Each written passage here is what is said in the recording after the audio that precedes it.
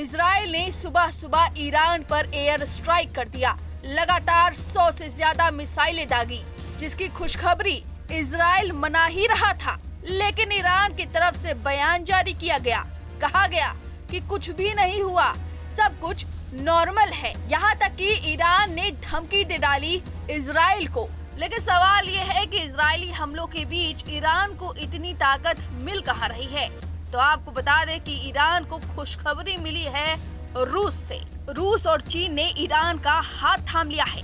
Iran के कई शहर दहल गए हैं और इजराइल रुकने का नाम नहीं ले रहा है।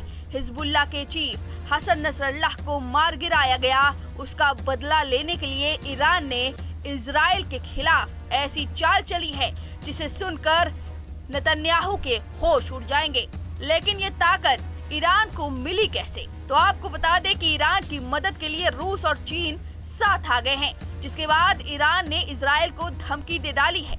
लेकिन सवाल ये है कि ईरान का साथ रूस और चीन दे क्यों रहे हैं? तो बता दें कि ईरान अब ब्रिक्स समूह का सदस्य बन चुका है।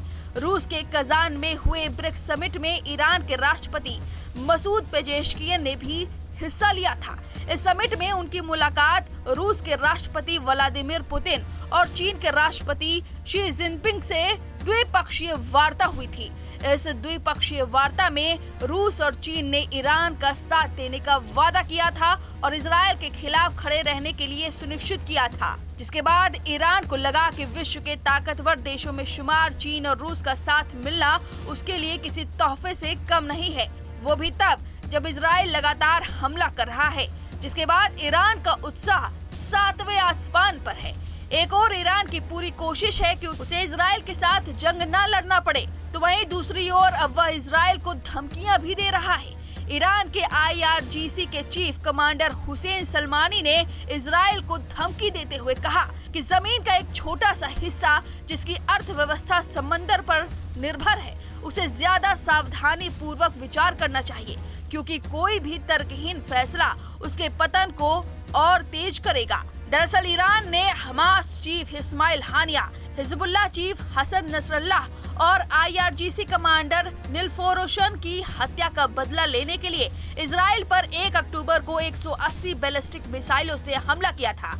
इस हमले के बाद इजराइल ने भी ईरान पर जवाबी हमला करने की कसम खाई है, जिसके चलते एक और ईरान के विदेश मंत्री ने सऊदी अरब समेत क्षेत्र के कई देशों का दौरे का संघर्ष को बढ़ने से रोकने की चर्चा की। तो वहीं दूसरी ओर खबर है कि ईरान के सुप्रीम लीडर अयतुल्ला अली खमेनी ने सेना को युद्ध के लिए तैयार रहने को कहा है, यानी कि ईरान जंग के लिए अंदर ही अंदर प्लान बना रहा है।